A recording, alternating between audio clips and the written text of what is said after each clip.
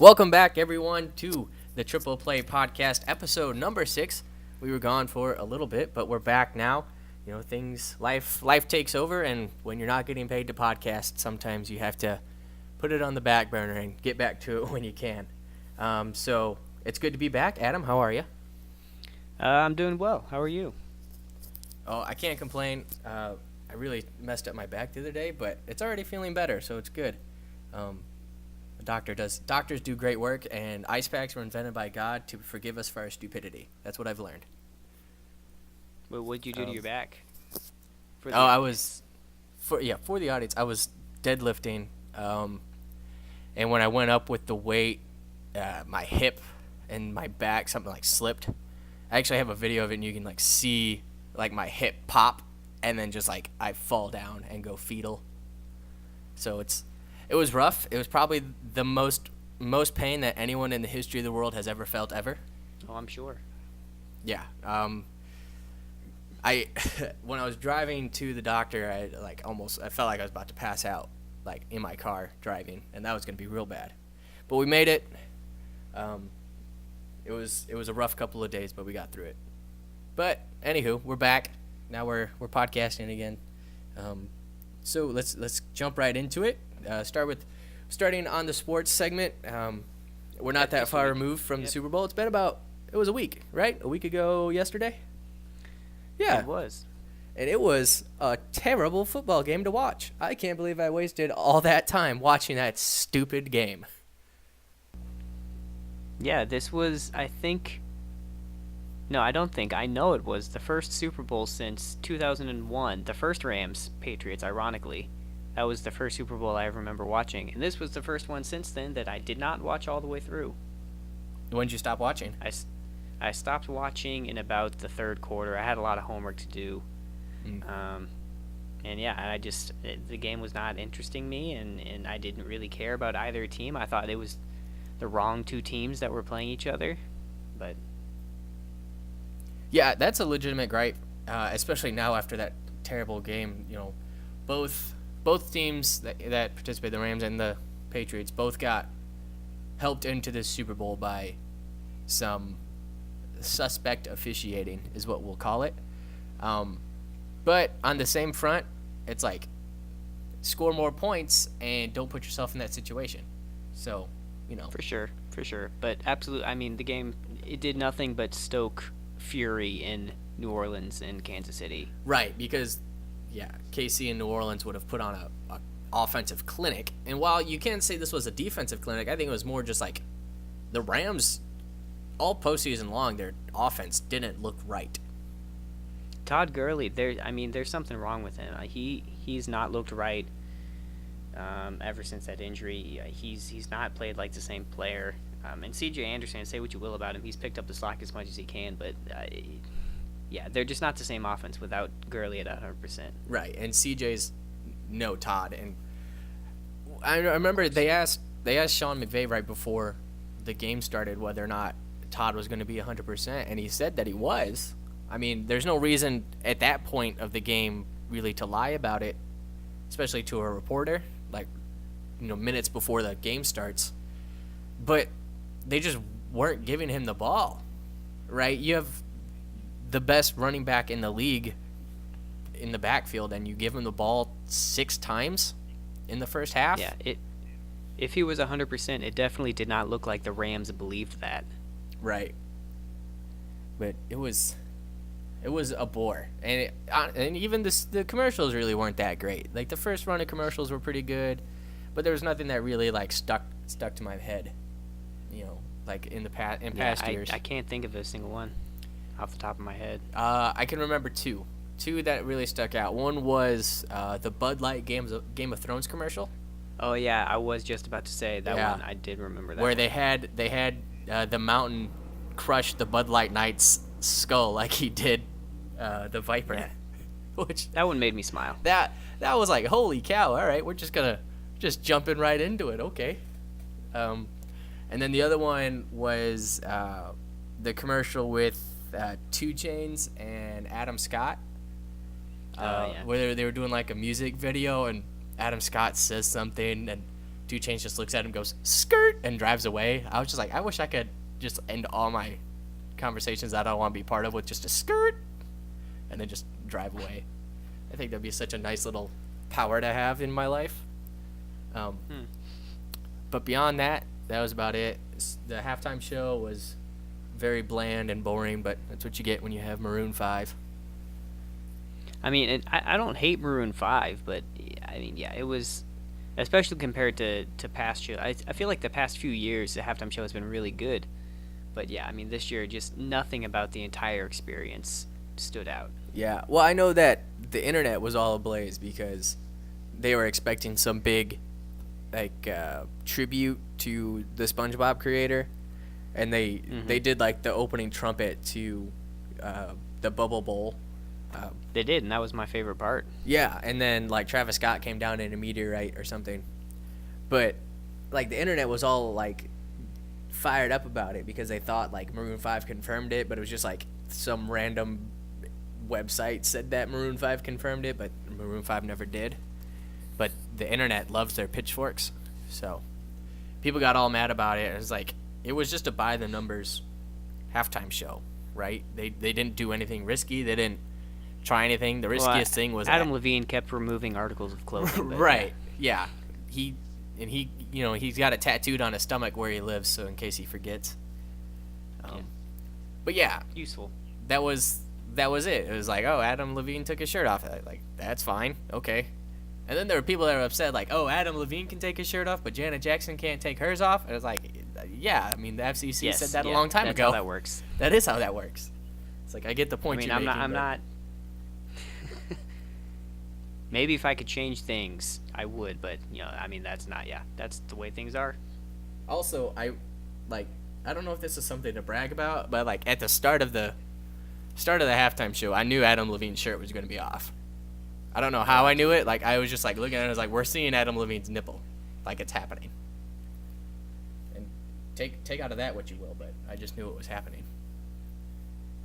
It was a tribute to the original nipple. Wasn't the Janet Jackson nip slip in the Rams-Patriots Super Bowl in like 2001? That sounds right. I think it was. Yeah, it was 2001 or 2002. So he was just paying tribute. Yeah, it was just a big tribute show. SpongeBob, Janet Jackson. Yeah. At least that's what we're going to call it from now on. So, Adam Levine, you're welcome. Spin zone for you, and we'll take our payment via Venmo. Moving on. Unless do you have more about the Super Bowl? We were both pretty. No, not we were really. both pretty upset, disappointed with it. Moving on. News today is that Kareem Hunt signed with the Cleveland Browns. So that's interesting. I don't necessarily understand why the Browns went and got Kareem Hunt. Not because of Kareem's past and his wrongdoings, but because Nick Chubb was such a successful running back for him. Do they really need someone like Kareem Hunt? Yeah, like you're saying, the fact that he's back in the league does not surprise me at all. I expected it. I knew it was a matter of time. I mean, he's a very talented player. Right. And in the NFL, they tend to forgive very talented players of pretty much everything. But yeah, the Browns, it's a weird choice. Mm-hmm. I imagine that he would end up somewhere like Baltimore or Indianapolis, somewhere that's good, but is just really in need of that premier back. But yeah, Cleveland. I don't know. Yeah, I mean, it'll make Cleveland even more dangerous, I suppose. But I just don't know why you would take away Nick Chubb's take away his touches, because he did do a really good job all season long for him. Once he got that number one role, he really took it and like ran with it, for pardon the turn of phrase. I guess, I mean, maybe they can use one of them as a trade bait to go get something else, because Nick Chubb, whoever gets him, would still have a lot of control over his contract and have him for cheap. And there's still no word on what the suspension is going to be like for Kareem Hunt. So. Oh, I thought that already came out, but I guess not. So. No. I guess they'll have the two there, and I mean it'll be change of pace, I guess. But I don't know, maybe I kind of thought of them as rather the same type of running back, but I might be wrong. I didn't watch a whole lot of I Nick mean, Chubb. I just saw his Duke fantasy Johnson production. in the mix too. Yeah, I don't think they actually believe in Duke Johnson to be a viable option. Because everyone was like, Duke Johnson's going to catch so many passes. And I had him in our PPR league, and he was garbage. So, it's tough to say. Kareem will be a much better choice as a receiving back than Duke Johnson Jr., I would think. But, yeah. So, Kareem's back in the league with the team and over with the Browns. So, they're feeling dangerous, I believe is the phrase that one Baker Mayfield uses. Is that he woke up feeling dangerous. I mean, City of Cleveland, they're very loyal, hardcore fan base, and they've been hurting for a football team for a long time to actually get behind. And I'm happy for them, as much as I don't like Baker Mayfield. I'm glad that fan base is finally has something to look forward to in the fall. Yeah, for sure. What was the last time the Browns were good? We're back with Jim Brown and Ernie Davis back in the 60s. I'm sure there were some seasons in between there, but I couldn't tell you. It was before I was born. Yeah, it was during our lifetimes. The Browns have never been good. At least during our knowledgeable sports life, the Browns have never been good. Although, I mean, it was quite a turnaround for them this year, because they were what, a game and a half away from the playoffs, half a game from the playoffs. It was really close. They were close. They were like 7-9? Something like that. And the Steelers made it at 8-7-1 or something. But yeah. So go Browns, I guess? Question mark? Not sure. We're gonna hold off on that, but okay, fair enough. But yeah, moving on from professional sports world now into our beloved Horned Frogs. Horned Frog basketball is going. It's going well, I would say. I mean, some disappointing losses so far in the season for the Frogs, but absolutely monumental win and a must-win that they got in Ames on Saturday. Was a really fun game to watch. Watching Kendrick Davis and Desmond Bain and all them work together, it was really fun because they just kept the pressure on the Cyclones and really stuck it to them, which is big because it was their. I saw on Twitter that was they had lost 47 straight games against ranked opponents on the road, and now are lifetime 2-84 against ranked opponents on the road. So it's a trend breaker is what that game was. It was really fun to watch. yeah, I mean, we absolutely needed to prove that we could win on the road. That's been our biggest Achilles heel all season. We've looked solid at home. I think you might have to fact check me on this, but I believe we're still undefeated at home. Maybe one loss. We have the one loss to Lipscomb. I was about to ask if the Lipscomb game was at home. We are undefeated in conference at home. So yeah, I mean that win is obviously huge. Fun game. What was it, like the first 25 points were all from 3-pointers, something like that?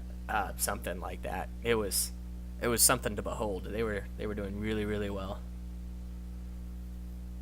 But yeah, big win and a chance to prove even more tonight. Yeah, which I was about to get. So it's Big Monday in college basketball, and the Horned Frogs host the Kansas Jayhawks, Adam's least favorite team to ever exist. Actually, real quick before I get into that, there with Baylor. Yeah, I was gonna say, which team do you dislike more, the Kansas Jayhawks or the Baylor Bears? Baylor football, Kansas basketball. Fair enough. That was very definitive. You were right on top of it. But anyway, so the Horned Frogs host the Kansas Jayhawks in a whiteout game in Fort Worth at Fort Dixon. And in probably the most surprising thing that has happened at TCU sports, really, except for the upset win over Kansas, is that TCU is a 3-point favorite over Kansas is it tonight. Up to 3 now? Yeah. I saw it was about an hour ago I saw on Twitter that TCU was a 3-point favorite over the Jayhawks, and that is absolutely wild. But that place is going to be rocking TCU is making sure it's a whiteout by having white T-shirts on every seat. So that should be a super fun game, and I am definitely going to be watching it. I'm going to have it up on my big TV, and I can't wait. And I'm probably going to be thoroughly disappointed. Would be my guess.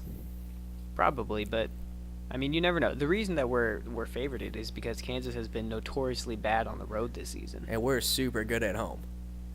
and even in Lawrence earlier this season, we played them pretty tough. That's true. We've always done I think a really good job for the most part of playing Kansas. We had what was it? The 2016-17 season, right? We beat Kansas in the Big 12 tournament. Big 12 tournament, right? Yep. So we have 2 wins over them in our 5-6 seasons in the Big 12. So, which is 2 more than I would have guessed if you had asked me in 2012. absolutely. The fact that we had a win against Kansas at any point before Jamie Dixon showed up is mind-boggling. It's I still remember. I think it just came up on my time hop that game where we beat Kansas was just a couple days ago. Yeah, it was right around early in February. I remember. 2013. So yeah, 6 years ago, and it was 62-55. Was that the final? I couldn't tell you the final. I think it was a 7-point difference. I remember that. But that's it. It yeah, wasn't a that close was game either. bonkers. We were. I mean that final score. No, we handled it the entire time. Makes it seem closer than it really was, but it was really a blowout. They Yeah. shot worse than I've ever Yeah, I seen a think- Kansas basketball team shoot that night. I think in the first half they shot like 13%. It was really, really bad. But I think. was there. Let's for see. it. I remember. I think I was at baseball practice, so I couldn't go. I was in the But basketball band, and I remember at the end of the game, the band director was yelling at all of us, "Don't storm the court! Don't storm the court! Stay where you are!" And so I turned to the kid sitting next to me, and I handed him my trumpet, and I said, "Fuck that!" And I took my shirt off, and I stormed the court. yeah, absolutely, I don't blame you. There were only like 45 students there, but still. Well, Stormed the at the court. start of the game, there was almost nobody there. There were more Kansas fans than there were TCU fans at the beginning of the game. But, like, Right. as halftime rolled around and we had, like, a pretty substantial lead, I just remember watching students just trickle in slowly. And so by the end of the game, the student section was jumping. And so, yeah, that game exercised a lot of demons for me. I had gone through years of heartbreak as a former Missouri basketball fan. Oh, boy, I can't tell you how much pain I've suffered at the hands of Kansas basketball over my lifetime. So that was a very surreal I can feeling. imagine. All right, so I have some stats. I found the box score from that game. So it was February 6th, 2013. In the first half, Kansas scored 13 points, and we scored 22. And then much better scoring in the second half, where Kansas put up 42 and we put up 40. So pretty impressive. Kansas shot 29% from the field and 13% from behind the arc. They were 3 for 22 behind the three-point line, which is mind-boggling bad. And, I mean, it's not like TCU shot much better. TCU shot 39% from the field and 30% from the three-point line. Yeah, and I don't remember the defenses playing particularly well. It was just both teams' offenses were playing so badly. Mm-hmm. Yeah, and this was also peak TCU being terrible at free throws, where they shot 58% from the free throw line, 22 of Don't 38. miss that. I mean, you even add just 10 of those. You make 10 of those. Don't even have to shoot 100%. Just 32 of 38. And you win that game even more easily. But that's an awful box score to look at. I'm not actually a fan of looking at that. I mean, it's nice because we won, but, like, it upsets me seeing those numbers. But yeah, so Jayhawks come to Fort Worth. It should be a super exciting game. I'm looking forward to it. Jamie Dixon. Actually, it's just like, it's not just Jamie Dixon. TCU and the Big Three sports probably have like the best overall group of coaching that you could ever hope for. Right? With GP, Jamie Dixon, and Well, I was Schlossnagle. trying to think of another program that I think would rival TCU in that regard. I mean, like Ohio State comes to mind, but even then, their baseball Yeah, team maybe. isn't that strong. LSU had a couple Right. decent years where they were okay at basketball, and they had Ben Simmons and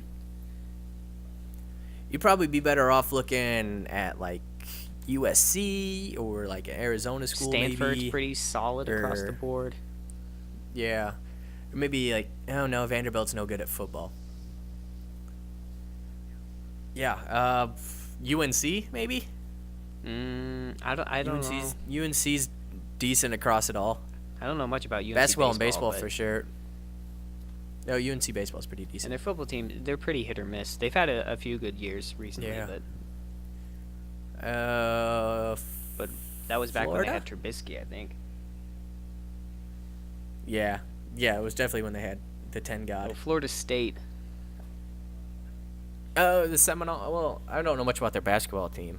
they But made still. a pretty deep run in the tournament. I don't remember if it was last year or the year before, but Interesting. But yeah, I mean, as far as like overall coaching goes, I definitely would take the three at TCU probably over any other group of three. But they've all speaking they all of, have a ton of loyalty to the program, and Oh. everybody loves them. And I hope they never leave because they've gotten plenty of offers. oh yeah, absolutely, everyone wants him, and it's like the nice thing about being at a small private school is that our donors can just be like, how much do you want? Here's a check with my name on it. Write what number you want, and that's okay. So, like we shell out, and our coaches get treated well. All those Texas oil families. Also big. Yeah, although apparently they didn't shell out enough to keep CDC, but that's all right. I'm a big fan of Jeremiah. I think he's done a really good job. Yeah, as much as I like Del Conte, I don't know how much he directly contributed to the athletic success. I mean, he did bring in Jamie Dixon, and he did bring in like Jill Kramer. He did, and those were very good moves, but I don't know. I feel like Yeah, so everything's he in place He now. did stuff. Yeah, I think he might have saw that and he was like, yeah, I have a chance to go like fix Texas. And he's like, well, I mean, if I can go fix Texas, I mean, I'll be the guy that fixed Texas. So I understand why he left, because I mean, TCU doesn't have to report what all their people are making, but I don't think he is making all that much more at Texas than he was here. Yeah, I have no idea. But speaking of GP and Schlossnagle, both TCU football and TCU baseball got new uniforms, revealed, like 3 days apart from each other? Something like it that? may have even been closer than that, but yeah, it was. And then basketball hinted that they were going to drop something soon, but I don't know if they ever did. Yeah, I doubt that would be mid-season that they would get new uniforms.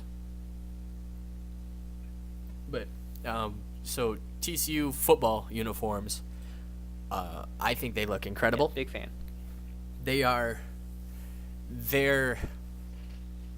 They're unique enough that they stand out, but they're not like overly obnoxious, like busy or anything. Like it's a subtle standout, if that makes sense.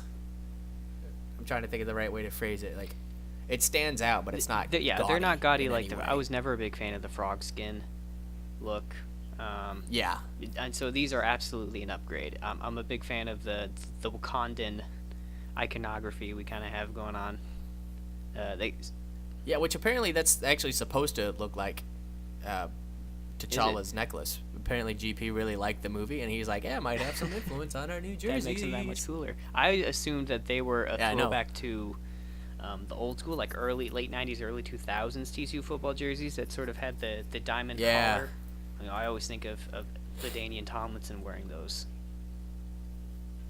And even later. Yeah, it does look like that as well. Yeah, I think even Like, I think the Rose Bowl Andy team may Dalton have and the had, Rose yeah. Bowl team had him. So, but yeah, I think it was Frogs of War. One of their articles said that in an interview, GP talked about how much he really liked the Black Panther movie and how much the team liked it, and that it might have some influences on the new Well, uniform. there you go.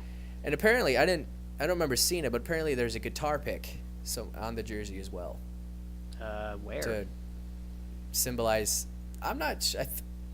It might have been at the throat. Oh yeah, I see it. I'm looking at a picture right where now. it comes together. It's hard to see on some of them, but yeah, it's But it's just that's like the little for TCU emblem. GP's love of is in, music. like a little guitar pick shape. Which is another really cool thing. Oh man, you type in TCU new uniforms, you get the frog skin. Gross. Yeah. There we go. Yeah, that's not a good picture. Yeah, It's I a low assume quality, you're on Google Images and looking at the same one I am. It's very blurry. Yeah, from Frogs. It's like frogsawar.com. There's a better resolution. Anywho, but yeah, those jerseys look great. And at the last TCU home game, they had Josh Dotson, Josh Boyce, and Derek Kindred came out in the new uniforms to showcase them to the world, and that was a really cool moment to see. I just saw like the stills of it, but it looked incredibly hype. So that'd be really fun. And then TCU baseball got their new jerseys as well. Far more, I would say, classic. I think there were 5 different uniform combinations that they showed. Yeah, I mean, and there's less They you can do have- with baseball uniforms just in general. Yeah, but they have like the classic throwback creams, blank white, purple, like solid purple, solid black, and then pinstripes. And I am in love with those pinstripe jerseys. We need to figure out a way to get the team to wear them every single game, home or away, doesn't matter. We're wearing pinstripes because they look so fresh. Yeah, if I had to guess, I would guess that those are like probably going to be their Sunday jerseys. But yeah, I hope they wear them often because those are definitely my favorite of the new ones. Yep. Well, they usually wear those throwback creams on Sunday. So, hopefully they make it at least once every homestand that they're wearing those. I would guess the all black and all purple are for the sure. road would be my guess. But yeah, so that was a lot of sports, as we tend to do. It happens. Moving on and segueing, if only we had an advertisement we could stick in here. I've been trying to convince BJ's to sponsor our podcast, but they won't do it. It's very rude of them. Very inconsiderate. I know, right? But we'll move on to movies. The first thing I guess we can talk about is the newest Aladdin trailer dropped Boy. during the Grammys. I think it was when it happened, Mm-hmm. and it showed Will Smith as the Blue Genie, and yikes, my dude.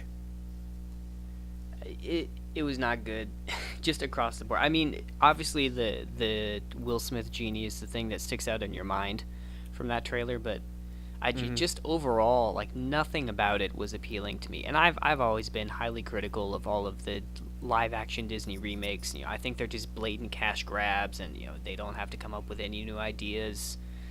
But this one just looked particularly bad. I don't know. Yeah, I mean, I agree with you. I think Will Smith is going to be fine. I think right now we don't like how it looks, but I think he's going to end up being fine. Kind of like how he was like the only bright spot of Suicide Squad. Like, Will Smith is a good actor. Like, straight up, Will Smith is good. When he's in movies, he does a good job. So I think we'll be okay with him as a genie. I know people are gonna hate it because it's not. Well, yeah, Robin anytime Williams, you have an iconic but, like, performance like that, they're obviously it's gonna draw comparisons for the rest of time. Yeah, but I mean, like there's just like that brief moment of Jafar and his character voice was kind of whiny didn't look and not right. intimidating, and Yeah. And Aladdin just kind of looks weird. Like, he doesn't look like a guy who spent his whole life living on the street. He looks white. Like, is he white? I don't know. I mean, it's hard to say. And they showed just like Jasmine walking down a step, and if I hadn't seen the movie already, like, I wouldn't know that was supposed to be Jasmine. Like, none of the characters really look right to me. Like, Jafar was too short and like not skinny enough. He needed to be tall and skinny. Like Ralph Fiennes and as Voldemort, tall and skinny, and just far more intimidating. Okay.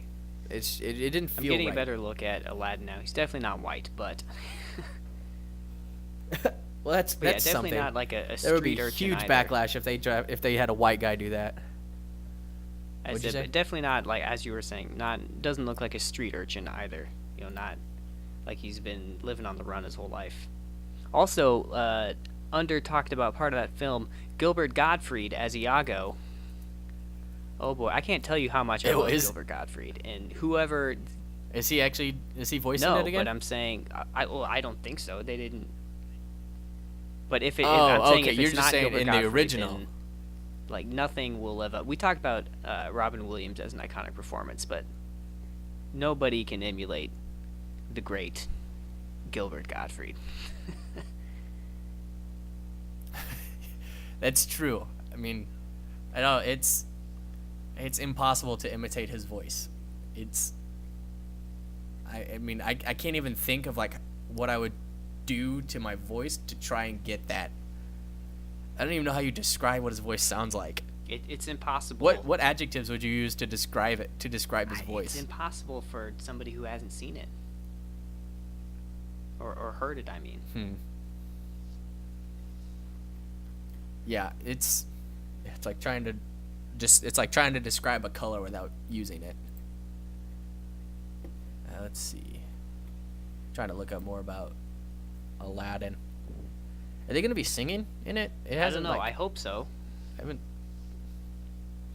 See, Guy Ritchie is directing it. They keep doing this weird thing where they take Disney musicals and then they make them less musical. Like, why are you doing that? The best part of Beauty and the Beast and The Jungle Book and Lion King and Aladdin and Hunchback and Hercules and all these movies is the music. Mm-hmm. No, for sure. Let's see. Marwan Kenzari is Jafar, and he's only 6 feet tall. That is not tall enough to be Jafar. I think that was what upset me the most, was just how short he was. It's like, Jafar is not a short person. I don't even see Iago among the list of characters. They may have just cut him altogether. I saw a parrot sitting on his shoulder. I mean, they may have cut the vocal part. I mean, let's just had it be a regular parrot. They might have, because Iago was a big enough role that I shouldn't have to hit see full cast in order to see who's voicing Iago. Yeah, so moral of the story is I'm very skeptical. I hope it's good. I really do. I know I sound like a super negative Nancy. I hope it's very, very good, but I don't think it will be. It probably won't be. I do have higher hopes for Lion King when that comes out. Lion King has the benefit of having an absolutely stacked cast. Yeah, I mean, they're probably banking on that to bring in a lot of, like, I wouldn't be surprised if that movie has an amazing opening and then really falls off as people are like, oh, wait, this actually isn't very good. That's another one where I hope it's really good. I mean, I hope they keep all the music. I just saw when the release was. But I have more hope for that one because they specifically hired a bunch of musicians to play the roles, and that makes me think that they have to be playing up the musical aspect of The Lion King. Otherwise, why would you hire Beyonce and Donald Glover if you're not going to have them sing? For sure, yeah. And I mean, I don't know anything about the people that are doing Aladdin. I don't know anything about those actors except Will Smith. Yeah, they're all new faces to me. I mean, Will Smith can rap, so that's something. Let's see. Exclusive. Iago to appear in live-action Aladdin remake. Let's see if he talks. I hope he And talks. it's not that important to be taking up this much time, searching through the depths of the internet to find out if Iago is going to talk. But I mean, I just Google searched Aladdin searching 2019 through Iago, and it was the like the fourth depths thing. of the internet. I didn't even have to go to the second page of Google. But fine, we'll move Scouring the ruins of a once forgotten You're right. land. That's what we're doing. So the next thing in movies that I wanted to talk about, and I had posed this question to you earlier, yesterday, I think it was. And the reason this question I had came up was because I was watching Space Jam on Hulu. Of course. So if you want to watch Space Jam, it's on Hulu. And I was thinking of the characters themselves, not the companies they are a part of, because that's too obvious. Between Mickey Mouse and Bugs Bunny, who is a more impactful or like bigger character? Like obviously Mickey Mouse because of Disney, but is Mickey Mouse himself actually a more impactful character than Bugs Bunny? I mean, I think it's just so difficult to separate Mickey Mouse from that Disney brand. Like when you think of Disney, you think of the mouse ears. And so those two things have become Right. inseparable. And so Mickey Mouse is so, I think, just so intertwined with the Disney legacy that, I mean, that's why he's the obvious choice. I mean, obviously Bugs Bunny, Yeah. you're gonna watch a lot more Looney Tunes than you are of, old school cartoons with Mickey.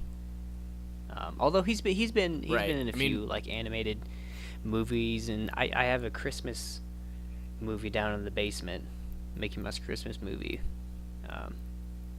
Well, he was like the star or whatnot of, was it Fantasia or whatever? The one where he's got the wizard hat and the brooms and running I mean, around there's there. not really a star of Fantasia. I mean, he was in the Sorcerer's Apprentice, Magician's Apprentice. What's the name of that song? Of that piece of Is that Fantasia. the one where he's got the hat and he's making the brooms come to life? But Fantasia is Yeah. made up of like a dozen different classical songs, and each one has completely different artwork and scenes and. Right. Okay. But yeah, that was kind of what I was thinking. Is like, you can think of like your favorite Bugs Bunny cartoon, right? Like you can like, the one where he's in the opera with Elmer Fudd, or the one where he's Elmer Fudd's barber and he's massaging the top of his head, or just like there's so much where like I feel like Bugs Bunny is more himself as a character intertwined in our culture than Mickey Mouse outside of the Disney Corporation.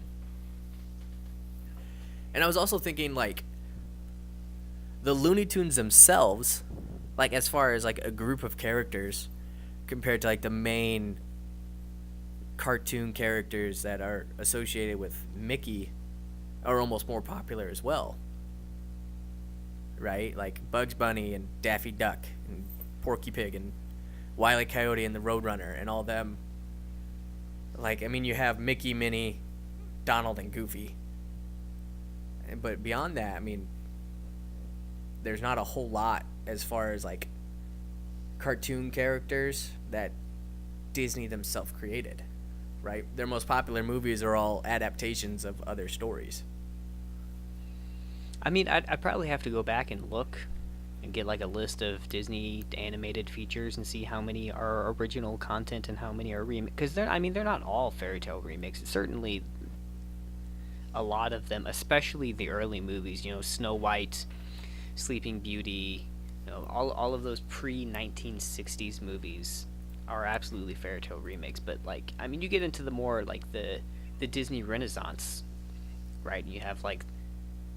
Although, I was going to say The Little Mermaid, but The Little Mermaid was a book, so was Hunchback. I mean, Hercules is very, very loosely... I mean, you can't even pretend that that's an adaptation of the actual Hercules myth. Right, but I mean, it's still not an original True, character. I mean, that's true. Lion King is original. Unless you look at Kemba, the White Lion. Well, copyright... Copyright's a funny thing. I'm just saying. Guess what? the Land Before Time. Mulan. All Dogs Go Land to Before Heaven. Time was not Disney. Land Before Time was Don Bluth, who was that wasn't he used Disney? he used to Oh, work for sorry. Disney until he left and created his own company. Let's he was see. Disney animator for in the 70s, 60s, and 70s. Okay, yeah. Bluth did All Dogs Go to Heaven, and The Land Before And Time. The Legend Sorry. of Nim, and I'm a just few looking others. at like the Disney Renaissance Wikipedia page. What about Beauty and the Beast? I think that's original. And what Aladdin is based on probably like the Arabian Nights. Oh, tales. again, very, very loosely. I mean, that's how Disney kind of plays it. I mean, if you throw in Pixar, they have a lot more like original stuff, but I don't know. Disney I always kind of itself doesn't. think of Pixar as obviously it's part of Disney, but I always think of it as its own separate entity. Yeah, that's fair. So, that was just something interesting that I thought of while I was watching Space Jam, which is a cinematic masterpiece. And the fact that it didn't win all the Oscars the year it was released is, quite frankly, a travesty and a shame. Whatever happened? Oh boy, I can't talk. Whatever happened to that remake that they were supposed to do? Oh, with LeBron? with Yeah. LeBron? I don't know. I haven't heard much after it since. Did they just can Since that? like the original thing where like LeBron was like, heck yeah, we're doing this. Let's see. IMDb said it's still in pre-production as of November 19th, 2018. There's only 2 confirmed cast members, being LeBron James and the guy who voices Bugs Bunny and Daffy Duck. So they have the 3 most integral members. I mean, of that that's all you movie. need. Just have LeBron do all From of there, the other you can kind voices. of figure it out. That would be incredible, I think. Incredible to watch. I'm surprised it's taking them this long because, I mean, that's such an easy cash grab for them that you would think they would have done that like immediately. Yeah. Once like LeBron became LeBron, it's like, yes, let's make a movie with LeBron. Oh, and throw Bill Murray in at the very end. Yeah, just for funsies. I'm sure he'd do it too. Or, I don't know, I'm sure Kevin Hart's going to be in the movie. Like, I feel like that should be a guarantee. Like, Kevin Hart's going to be in this He'll movie. voice one of the Monstars, I'm sure. He'll voice the short one. Yeah, exactly. Or they'll accidentally steal Kevin Hart's basketball talent instead of someone else's. Kevin Hart's not a bad I mean, basketball player. bad. He's just 5'0" nothing. 5'3". Yeah, he's been like the Celebrity All-Star MVP before, so A couple times. he can ball. But anywho, moving on from movies, another fantastic segue. Here we go. Into the world of video games now. I have been replaying The Witcher 3 because it's a fantastic video game, and if you haven't played it, you absolutely should. And I was going through it, and I was going through the Blood and Wine expansion pack, which I'm doing early, but I like it so much, and I like the swords that I can get. I'm doing it before I finish the main story. But I was thinking, who is your favorite, or who would you say is the best secondary character in The Witcher 3 that's not named Vesemir or Dandelion? Are you wanting me to start? Yeah, I want you to start. So I think it's interesting that you immediately disqualified Vesemir and Dandelion. Well, I think those are the 2 obvious choices. I mean, I think... Right, Vesemir's, like, Well, first awesome. and foremost, I want it on the record that I called Vesemir's death approximately 30 seconds into that game. Like, as soon as they Yeah, showed him on screen. The game opened, you're like, oh, yep, he's and dead. he was, like, teaching Geralt something. I'm like, oh, yeah, he's going to die. And Dandelion, of course... You got spoiler alerts, by the way, if you haven't played it. Well, again, if you know anything about standard archetype plot lines, then you'll know that Vesemir's going to die 30 seconds into the game anyway, so it doesn't matter. Fair enough. And Dandelion, of course, is a very fun character, but in terms of like being the overall best, I don't think either of them would qualify for, at least me personally, as the best secondary character. Oh, I thought you were a big Vesemir stan. I mean, he's okay, but in terms of like all around, I think being interesting, well written, having a compelling storyline, I think the Bloody Baron is my vote for best secondary character. Ah, okay. I mean, you do spend a lot of time Honorable with him, mention so that, to that does make Dijkstra. sense. All right. So that's probably not. If I would have guessed where you were gonna go, I wouldn't have guessed either of those two. I don't think. Personally, I'm not like a huge fan of the Bloody Baron storyline, mostly because I just hate being in. Well, I villain. mean, it's definitely dreary scenery, but And also, it just bugs me so much that, like, the nearest fast travel point to the Baron is at the bridge to Crow's Perch. that's a very fair And that criticism. bugs me to no end. But yeah, I mean, it's okay. My biggest problem that I've always had with The Witcher is that it's rather slow to start. Once it gets going, like it's super fast, like it's real fast paced, but to start, it feels really slow to me. And that I think part of it is the Bloody Baron. Just it kind of feels like it's dragging. Oh, really? I think that's the little part bit. of the game where it started to pick up for me. Oh no, I didn't have that feeling. I like much preferred like everything that happened in Skeleton. I mean, there's definitely more. I mean, it's not nearly as exciting, I think, as the second half of the game, but I don't know. I think his character is very, very well written. I love his storyline. I think his interaction, just the whole, again, spoilers again. The whole interaction and concept of him interacting with the ghost spirit, whatever you want to call it, of his aborted fetus child is just, that whole scene is heartbreaking. The botchling. botchling. Yeah, I mean, I get it. It is a good storyline. It just I think takes a while to get its feet under it, and you kind of like you want to feel bad for the Baron, but you also realize that like he's a Oh, no, shitty he person, absolutely is. and like you shouldn't really feel bad for him.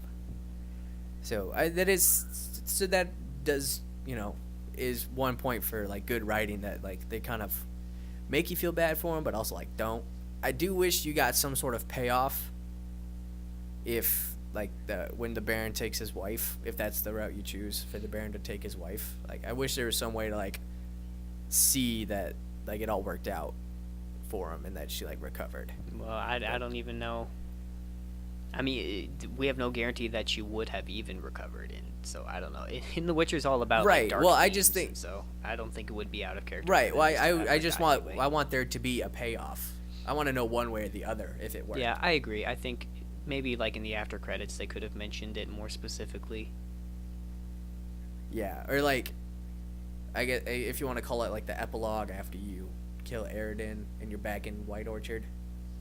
If like you hear like someone mention that like the Baron returned and his wife is all normal again, or something like that. Just something to let it go. I know if you keep the Baron from taking his wife, or if you free the spirit in the tree, the Baron ends up killing himself. But beyond that, you don't really know Spoilers. how that plays out. Yeah, I mean the game released 4 years ago. Yeah, get on it, people. Yeah, it only won like 242 Game of the Year awards, so it's on you at this point for not playing it. I was thinking, I suppose, for who my favorite secondary characters were. I really do like the three main characters, I would call them, of the Blood and Wine expansion pack. Anna, Henrietta, Detloff, and Regis, I think are all wonderful characters. I really like Regis. And I remember telling you earlier, Anna Henrietta stunting on bitches in the Yeah, garden. she's a bad You're bitch like, all the I'm way. the queen. You will do what I say.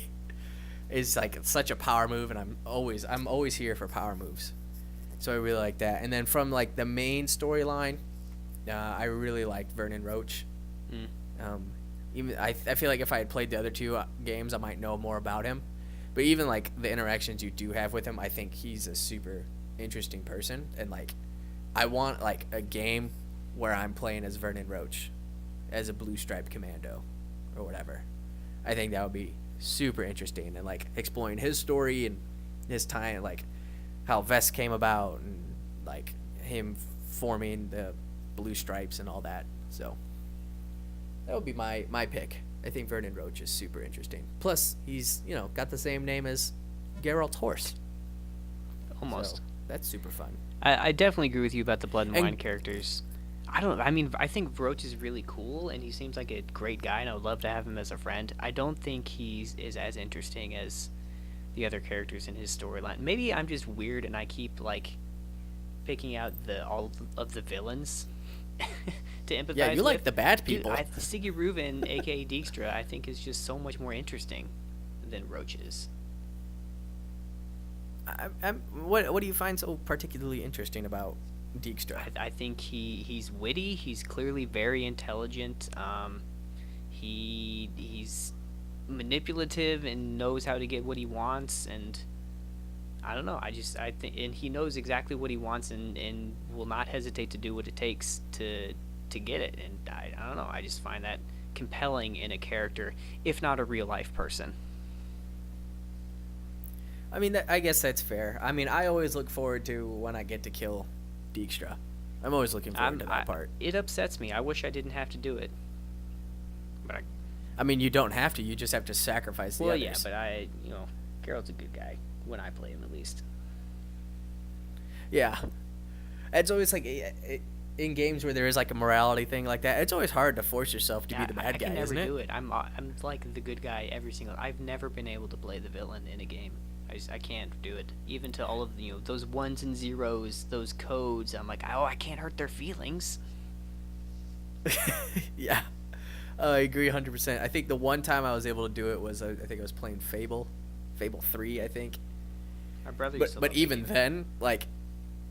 then, I reversed all the decisions because I like did everything to where I saved everyone at the end. It's like, oh well, now I'm a good guy again, so that was worthless. There was a really. But it reminds Go me. ahead. I said it reminds me of that meme I always see. Is like when you're trying to be a bad guy and the main story railroads you into being a good person. It's like Agent Hitler, FBI.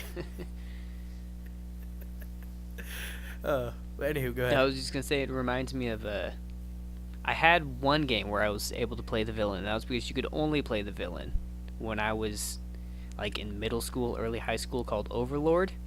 Came out in like 2006, 2007. I don't know if you ever played it. It was on the Xbox 360. It sounds familiar, but I don't remember it. So basically, you were playing in sort of like a Tolkien-esque fantasy world, with hobbits and elves and dwarves and unicorns and Oh yeah. and all of these good, wonderful things, and you were playing as the Overlord, and you had like hordes of minions at your command, and so you were one by one going to different regions in this fantasy world and taking over and establishing basically the point of the game was to rule over the entire world and build up your lair and kill all of the dissenters, and it was pretty fun. They made a sequel I saw fairly recently, just a few years ago, but it looked pretty bad. There is something cathartic about being the guy to go around and take everything over instead of always having to be the one to save them. So, that's fair. But yeah, I'm trying to think of games with morale. Like, it was on my second playthrough of even Red Dead Redemption. Like, I couldn't. Like, I was like, I'll just be like, maybe a bad guy, or like just like sitting around neutral. I was like, nope, I'm still at the good end of the morality spectrum. When they make it, there's nothing I can do. They even make it harder to even be the bad guy in Red Dead, because like try to rob a train and get away with it. It's not gonna happen. Oh, it's so hard. Yeah, it's so much easier to be a good guy in that game. But yeah, so that was our take on morality. Feel free to tune into our philosophy podcast. What would the name of our philosophy podcast be if we were to do one of those? What is podcasting? None of you are real. Prove me wrong. Do you know how much I hate that meme? Like the change my mind guy thing. I hate that so Steven much because I'm Crowder. reminded that Steven Crowder was on our campus, and that's where that picture's from, and I hate it so much. It's like I don't want to be reminded that that guy was on our campus, like bugging people. Twice. But every time someone uses it, you can see the quad in the background. It's such a bummer. But so are there any new games in 2019 that you have your eyes on that you're kind of like, maybe I'm gonna go get that one? We'll see. Well, I know we were talking earlier about this before we started recording. There aren't a ton of games in 2019 that are set to come out in 2019 that are immediately on my radar. I did see a trailer not too long ago for Sekiro, which I think is how that's pronounced. Something like Yeah, that. Shadows Die Twice. Sekiro. Sekiro. For the PS4 and Xbox One. That looked very interesting. At least all the shots from the trailer were beautiful. It was very colorful and vibrant. The combat system looked interesting. You're playing as like a Ronin samurai. I don't know enough about the plot line to give more specifics, but when it comes out, if it gets decent reviews, I'd be willing to throw down a few bucks. Yeah. And I mean, I haven't even seen the trailer, but I saw the cover art for it, and that looked, I mean, it immediately caught my eye. So that's something. I know you're not supposed to judge books by their cover, but yeah, I'm going to do it anyway. That's why they made covers. For me, I was thinking, well, one I know that I want to get is Kingdom Hearts 3. We should have worked that into our Mickey Bugs Bunny. Yeah. Yeah, we should have. Dang. That would have been a better Well, transition. hindsight, I guess. It would have. You're right. Oh well, we'll survive. But one of my managers at BJ's is a huge fan of Kingdom Hearts, and so when it came out, he took like 4 or 5 days off, like just to play that. Like he binged that game for like 4 straight days. He came back to work, and I was really disappointed that he hadn't beaten it yet. I mean, he was gone for like 4 days and only had like 40 hours in it. So, I mean, he really wasn't trying that hard. Okay.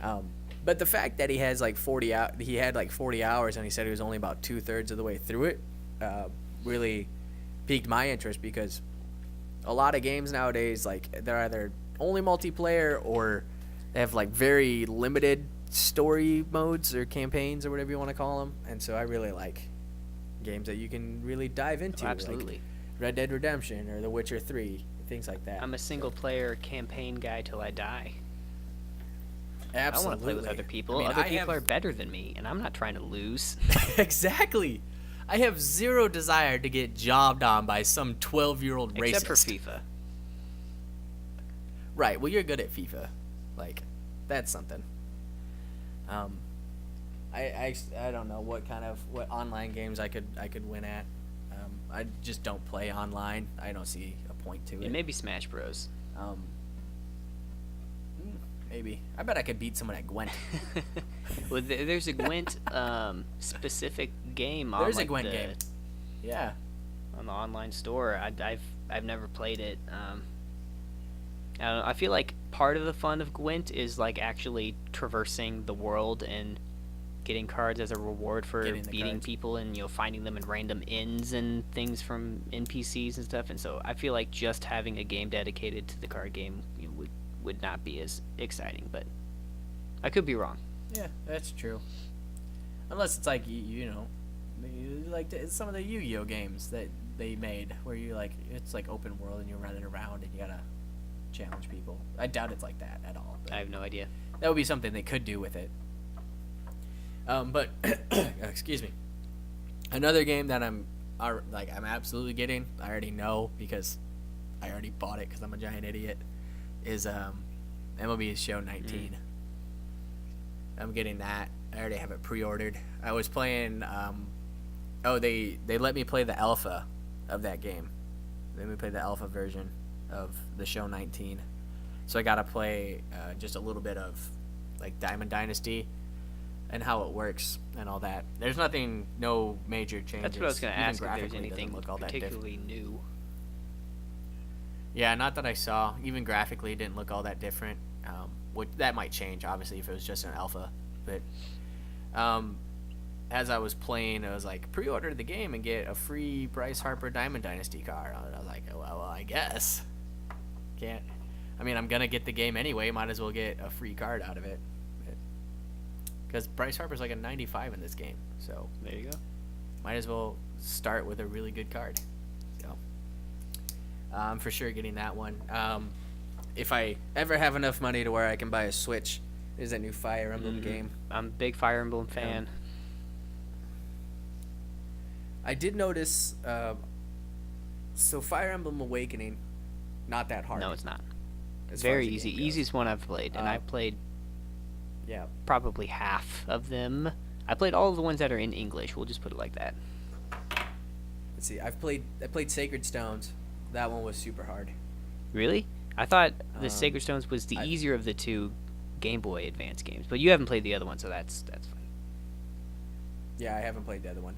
And also, when I was playing that, I hadn't really, figured out the best way to play that game yet. So maybe now, if I played it Yeah, the second I'm time, sure I'd if you be went able to back do and a lot played it, better. especially after having played other games, it's not too hard.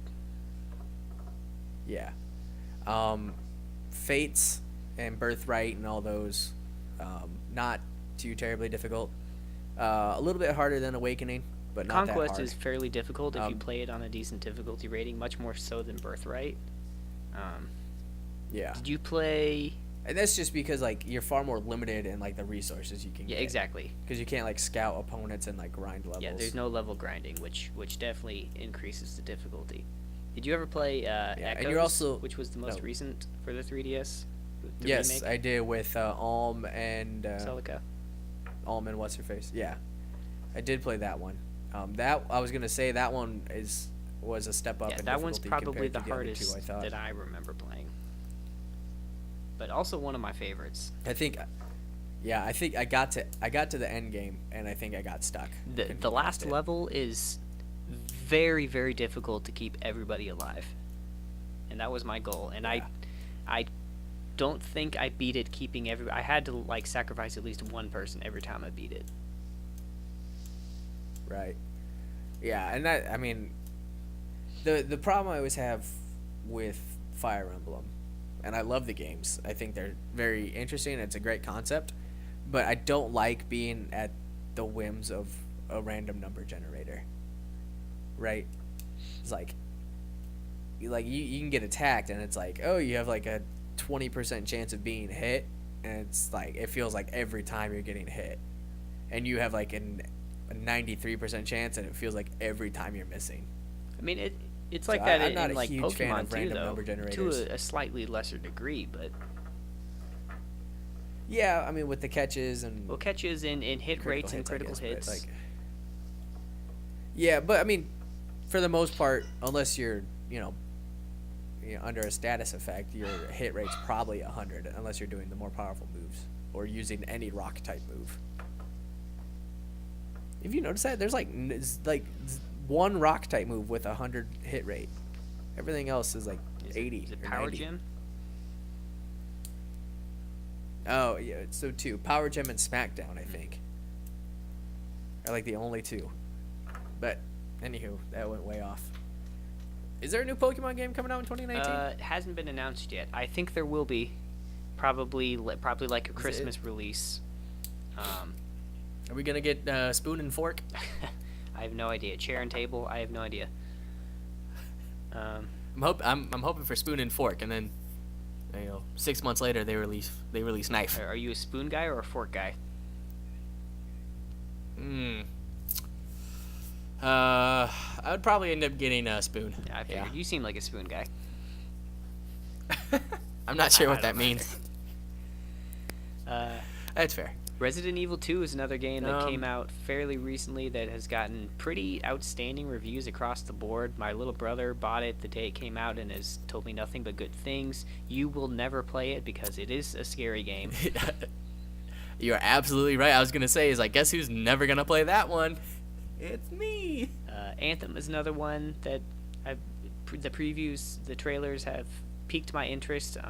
I hope it is not just a multiplayer like Destiny was, and if that's the case, I will definitely invest in that one. But yeah, other than that, not a ton of things, at least announced for 2019. The Last of Us 2 may come out this year. That's a definite buy for me. I think no word on Cyberpunk 2066. Is that the right year? 77? Whatever. I was off by 11. Yeah, 77. The new CD Projekt Red game, which I don't know if you've seen the trailer for that. That looks outstanding.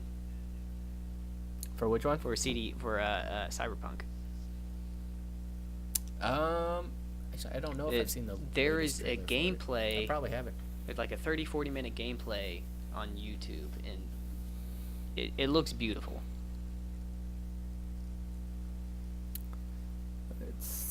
Well, that's good. I mean, CD Projekt Red, I have 100% faith in to make a fantastic game. Of course. So I'm not concerned about that game being bad. There's a 48-minute walkthrough, and I was very impressed. Yeah. Let's see, there's a new Far Cry game coming out and a new Devil May Cry. I've never played any of the Devil May Cry games, so I have no opinion. Neither have I, but they look super interesting because you can do like wicked combos. So that always looks fun. Mortal Kombat 11 is coming out, and I know they have a couple of WWE superstars are doing the what's it called, motion capture for some of them. Let's see, Ronda Rousey is doing it for who's Johnny Cage's daughter in that. Oh, it's been a Sonya long something, I time think. since I played a Mortal Kombat game. I'm sure there are people screaming at us in the audience. Yeah, well, I mean, If we there's have like 8 anybody people listening. that listen, so it's fine. Yeah. But yeah, I know Ronda Rousey did the motion capture for one of the characters at least. And I think another WWE superstar did one for another. I'm not sure about that though, so I'm not going to say that for sure. But yeah. So those are the video games. I mean, obviously there's like FIFA and like the generic. I mean, the stuff that comes out every games year. that are gonna come out. We don't need to talk about Yeah. those.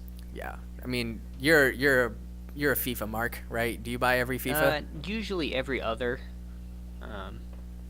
Okay. So is this the year you buy, or did you buy 18? So I have FIFA 19, which is one that came out last fall, and before that I had 17. So Oh. I'm good for this year.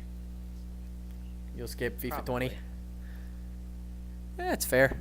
That's probably the best way to do it, and I would be better off if I bought every other show, but I can't There help it. usually aren't enough gameplay mechanic changes or like changes in player stats between years to make it worth, I think, buying one every year. And like the number of people who play online for Ultimate Team doesn't really change all that much, so that's my Right, philosophy. because you spend a full year building into one that you're like, no need to stop playing just yeah, because a new one exactly. came It out. seems a waste to spend all of that time and real people money building up those teams, and then Oh, you don't spend real money on it, do you? I'm guilty.